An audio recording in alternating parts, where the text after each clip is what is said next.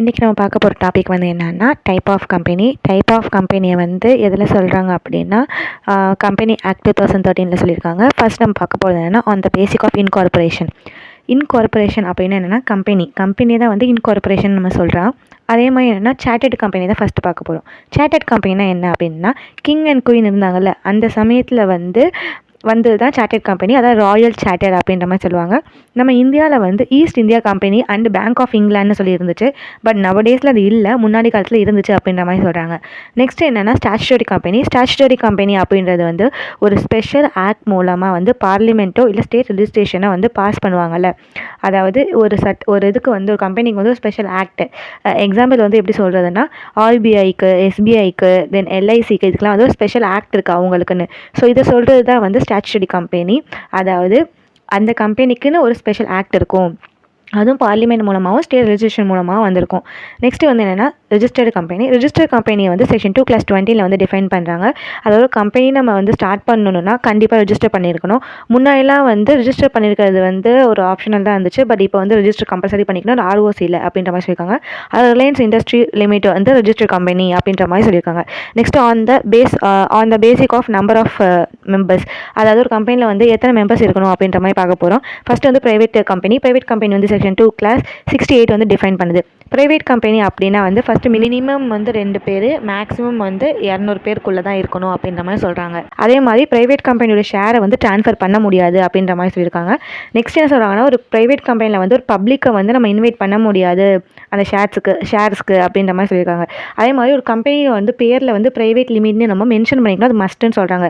அதாவது எக்ஸாம்பிளுக்கு வந்து என்ன சொல்லலாம்னா டிவிஎஸ் மோட்டார் கோ பிரைவேட் லிமிட், இந்த மாதிரி வந்து மென்ஷன் பண்ணிக்கணும்னு சொல்லியிருக்காங்க. இதுக்கு ரிலேட்டட் கேஸில் வந்து என்னென்னா பாக்ஷா எஃப் குஸ்தார், இந்த கேஸில் என்ன சொல்லியிருவாங்கன்னா, ஒரு ப்ரைவேட் கம்பெனி ஷேர் ஹோல்டர்ஸ் வந்து நாட் எ பார்ட்னர் இன் கம்பெனியோட ப்ராப்பர்ட்டியில், அவங்க வந்து கம்பெனி ப்ராப்பர்ட்டியில் வந்து பார்ட்னர் கிடையாது அப்படின்ற மாதிரி சொல்லியிருப்பாங்க.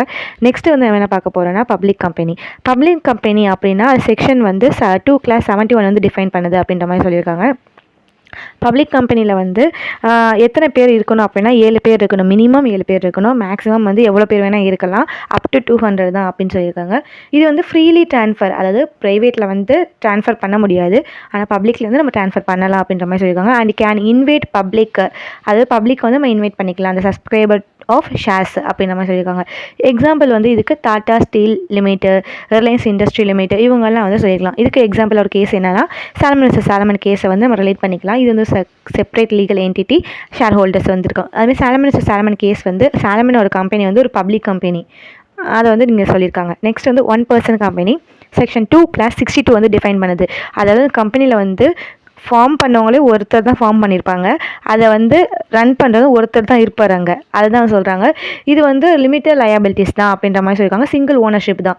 இதுக்கு வந்து ஒரு எக்ஸாம்பிள் என்னென்னா ஸ்மால் என்டர்பிரைஸில் இருக்காங்களா அவங்கள சொல்கிறாங்க. இந்த கேஸ் வந்து என்னென்னா இன்ரி நார்த் சைட் டெவலப்மெண்ட்டு, இந்த கேஸில் என்னென்னா ஒரு கம்பெனி நம்ம ஆரம்பிக்கிறோன்னா அந்த இடத்துல வந்து 1 person கம்பெனி சொல்லி மென்ஷன் பண்ணிக்கணும், ஓபிசின்னு சொல்லி மென்ஷன் பண்ணியிருக்கணும் அப்படின்ற மாதிரி சொல்லியிருக்காங்க.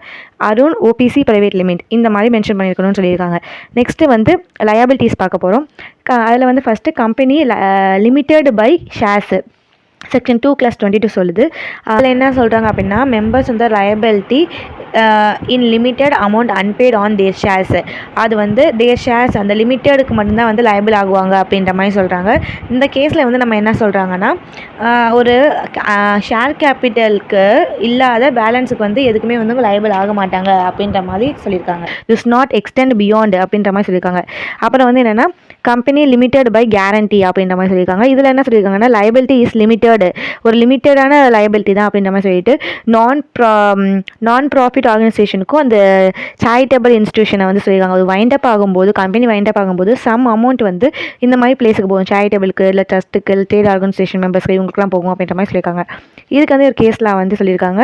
இந்த கேஸில் வந்து சொல்லியிருக்காங்கன்னா ஒரு மெம்பர்ஸ் வந்து லைபிள் அரைஸ் ஒன்லி வைண்டப் சமயத்தில் மட்டும் தான், கேரண்டி கம்பெனி அப்படின்ற மாதிரி சொல்லியிருக்காங்க. அப்புறம் அன்லிமிட்டட் கம்பெனி செக்ஷன் 2(92) டிஃபைன் பண்ணுது. இது வந்து no limit on the liability, அதாவது ஒரு பர்சனல் லைபிளுக்காக, ஒரு டெப்ட்ஸுக்காக, ஆப்ளிகேஷனுக்காக வந்து எந்த லிமிட்டும் வந்து லைபிலிட்டி ஆகாது, கம்பெனியும் லைபிள் ஆகாது. ஆனால் லிக்விடேஷன் இருக்காங்கல்ல, இவங்க வந்து இதுக்காக இந்த பொறுப்பெல்லாம் வாங்கிக்கிட்டு அவங்கள்ட்ட இருக்க எல்லாத்தையும் வாங்கி கோர்ட்டில், அதாவது ட்ரிபியூனலில் வந்து சப்மிட் பண்ணுவாங்க. அந்த லிக்விடேஷனுக்கு தான் வந்து அந்த ரைட்ஸ்லாம் இருக்குன்ற மாதிரி சொல்லியிருப்பாங்க இந்த இதில். நெக்ஸ்ட் வந்து என்ன பார்க்க போகிறோன்னா ஓனர்ஷிப் வந்து கவர்மெண்ட் அண்ட் ஃபாரின் சொல்லி 2 இருக்குது. கவர்மெண்ட் கம்பெனி வந்து செக்ஷன் 2(45) டிஃபைன் பண்ணுது. அதாவது ஒரு கம்பெனியில் 51% மேலே ஷேர் கேபிட்டல் இருந்துச்சுன்னா சென்ட்ரல் கவர்மெண்ட்டோ இல்லை ஸ்டேட் கவர்மெண்ட்டோ வந்து இல்லை ரெண்டுமே சேர்ந்து கூட அந்த கம்பெனியை வந்து டேக் ஓவர் பண்ணிக்கலாம். எக்ஸாம்பிளுக்கு வந்து பிஹெச்இஎல், எல்ஐசி ஹவுசிங் ஃபினான்ஸ் இந்த மாதிரி விஷயத்தெலாம் வந்து கவர்மெண்ட் கம்பெனி அப்படின்ற மாதிரி சொல்லியிருக்காங்க. ஏன்னா அவங்களோட கேபிட்டல் வந்து 51%க்கு மேலே இருக்குது. அதுதான் கவர்மெண்ட் என்டிட்டி ஆயிரும். அதை தான் வந்து இந்த கேஸ்லையுமே சொல்லியிருப்பாங்க, இந்துஸ்தான் ஸ்டீல் லிமிட் கேஸில் சொல்லியிருப்பாங்க. நெக்ஸ்ட் ஃபாரின் கம்பெனி செக்ஷன் 2(42) வந்து ஃபாரின் கம்பெனினா ஒரு கம்பெனி வந்து இன்னொரு கண்ட்ரியில் வந்து அவங்களோட பிஸ்னஸை ஸ்டார்ட் பண்ணுறாங்கல்ல, இல்லை அங்கே வந்து ட்ரேடோ இல்லை ஒரு ஃபிசிக்கல் ஒரு எலக்ட்ரிக்கல் பொருளை வந்து பிஸ்னஸ் ஆக்டிவிட்டிக்காக யூஸ் பண்ணுறாங்கல்ல. ஸோ இந்த விஷயம் சொல்கிறாங்க. அதாவது இந்தியாவில் இருக்க கம்பெனி ஒரு அவுட் சைட் ஆஃப் இந்தியாவில் போய் ஒரு பிஸ்னஸ் பண்ணுறாங்கல்ல. ஸோ இதான் ஒரு கம்பெனி, ஃபாரின் கம்பெனி ஒரு பிரான்ச்சை ஓப்பன் பண்ணுறது. இப்போ கூகுள் இருக்குது, கூகுள் இந்தியா ப்ரைவேட் லிமிட்டு, மைக்ரோசாஃப்ட்லாம் வந்து அவங்களோட கம்பெனி வந்து வேறு ஒரு கண்ட்ரியில் இருக்குது, பட் நம்ம இந்தியாவுக்கு வந்து அதோட பிரான்ச்மாக இருக்குல்ல. ஸோ அதை தான் வந்து இந்த இடத்துல டிஃபைன் பண்ணுறாங்க. தென் இதுக்கும் வந்து ஒரு கேஸில் இருக்குது, எஸ்எம்எஸ் ஹோல்டிங். இதில் வந்து நம்ம operate critical foreign company in India அப்படின்ற மாதிரி சொல்லியிருப்பாங்க. நெக்ஸ்ட்டு வந்து என்னென்னா கண்ட்ரோல் பண்ணுறது சொல்லியிருப்பாங்க. என்னென்ன விஷயத்தை வந்து கண்ட்ரோல் பண்ணுறாங்க அப்படின்னா ஹோல்டிங் அண்ட் சப்சிடரி கம்பெனி போய் சொல்கிறாங்க. ஒரு கம்பெனி வந்து ஹோல்ட் பண்ணிக்கிறது, அதாவது இப்போ ஒரு ஏன்ற பர்சன் இருக்காது, அவர் வந்து பின்ற பர்சனோட கம்பெனியில் வந்து 50% ஷேர் கேபிட்டல் வச்சுருக்காருன்னா அவர் தான் அந்த கம்பெனிக்கு வந்து போர்ட் ஆஃப் டைரக்டராக இருக்கலாம். ஸோ அந்த சமயத்தில் வந்து அந்த கம்பெனியில் உள்ள எல்லாத்தையுமே இவர் கண்ட்ரோல் பண்ணிப்பார். இவர் வந்து சப்சிடரியாக இருப்பார். அந்த கம்பெனி வந்து என்ன பண்ணுவாங்கன்னா அது ஃபுல்லாகவே இவர் தான் அவர் கையில் வச்சுக்கிட்டு அந்த கம்பெனி இவர் சொல்கிறதான் கேட்கும். ஏன்னா இவர் தானே அது வந்து கேபிட்டல் நிறையா வச்சுருக்காரு, 50% கிட்ட ஆஃப் ஷேர் இருக்குல்ல. ஸோ நான் இவர் சொல்கிறதான் கேட்பாங்க. Control by other company more shares, அதுதான் வந்து இந்த கேஸ்லையுமே சொல்லியிருப்பாங்க.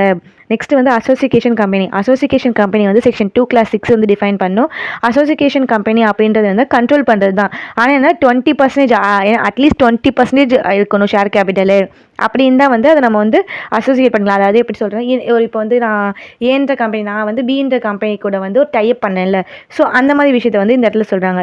நெக்ஸ்ட்டு அதர் ஸ்பெஷல் டைப் என்னென்ன இருக்குது அப்படின்னு பார்த்தோன்னா ஸ்மால் கம்பெனி இருக்குது. ஸ்மால் கம்பெனி வந்து செக்ஷன் 2(85) டிஃபைன் பண்ணணும். ஸ்மால் கம்பெனியில் வந்து எப்படின்னா ஒரு ப்ரைவேட் கம்பெனி வந்து ஒரு கேபிட்டல் பே பண்ணியிருக்காங்க. அது வந்து அந்த கேபிட்டல் வந்து 4 கோடிக்கு வந்து மேலே இருக்கக்கூடாது, அண்டு 40 கோடிக்கு மேலே டேர்ன் ஓவர்ஸ் இருக்கக்கூடாது அப்படின்ற மாதிரி தான் இதில் சொல்லியிருப்பாங்க. இதுதான் ஸ்மால் ஸ்கேல் கம்பெனி அப்படின்ற மாதிரி சொல்லியிருப்பாங்க. ஒரு சின்ன கம்பெனி, ஸ்மால் ஸ்கேல் என்டர்பிரைஸ், இந்த மாதிரி விஷயத்த சொல்கிறது தான் சொல்லலாம். அதாவது ஃபைனான்ஸ் வச்சுருக்காங்களா, சின்ன ஃபைனான்ஸ் பேங்க்லலாம் இந்த மாதிரி விஷயத்த சொல்கிறது தான் ஸ்மால் ஸ்கேல் கம்பெனி அப்படின்ற மாதிரி சொல்கிறாங்க. நெக்ஸ்ட் நிதி கம்பெனி, அது வந்து நிதி ரூல் 2014 சொல்லியிருப்பாங்க. இதுவும் ஒரு ஸ்மால் ஸ்கேல் கம்பெனி தான். ஒரு கேபிட்டல் அசெட்டை வந்து தான் இவங்க ரிலேட் பண்ணியிருப்பாங்க, பேங்கிங் ரிலேட்டட் தான். அதாவது ஆர்பிஐ கூட நீங்கள் ஞாபகம் வச்சுக்கலாம். ஒரு நிதிக்காக, ஒரு நிதி சார்ந்த உதவி, நிதினாவே தெரியும் உதவி, அந்த மாதிரி இது பண்ணுறது தான், அதாவது லோனாக இருக்கட்டும் இந்த மாதிரி விஷயத்தை வந்து சொல்கிறது தான் வந்து சொல்லியிருக்காங்க. நெக்ஸ்ட் என்னென்னா செக்ஷன் 8 வந்து எதை டிஃபைன் பண்ணணும்னா நான் கவர்மெண்ட் ஆர்கனைசேஷன் அப்படின்ற மாதிரி சொல்லியிருப்பாங்க. இவங்க எந்த ஒரு மேனுஃபேக்சரிங் பண்ண மாட்டாங்க, சேல் பண்ண மாட்டாங்க, என்ன ஒரு விஷயமும் பண்ண மாட்டாங்க. ஒன்லி இது பெனிஃபிட் மட்டும்தான். ஆனால் இது கவர்மெண்ட்டோட ஆர்கனைசேஷன் கிடையாது. இது வந்து எப்படின்னா ஒரு பெனிஃபிட்னா ஒரு பப்ளிக் ஹாஸ்பிட்டலாக இருக்கட்டும், ஒரு ட்ரஸ்ட்டாக இருக்கணும், ஒரு ஆர்ஃபனேஜாக இருக்கட்டும், இந்த மாதிரி ஒரு பெனிஃபிட்டான விஷயத்தை மட்டும் தான் இவங்க வந்து ஃபுல்லாகவே வந்து பார்ப்பாங்க சொல்லுவாங்க. ஓகே, நெக்ஸ்ட்டு வரப்போகிற கிளாஸஸில் பேலன்ஸ் இதெல்லாம் வந்து நம்ம கவர் பண்ணிடலாம். இப்போதைக்கு டைப் ஆஃப் கம்பெனி வந்து இவ்வளோ தான். தேங்க்யூ.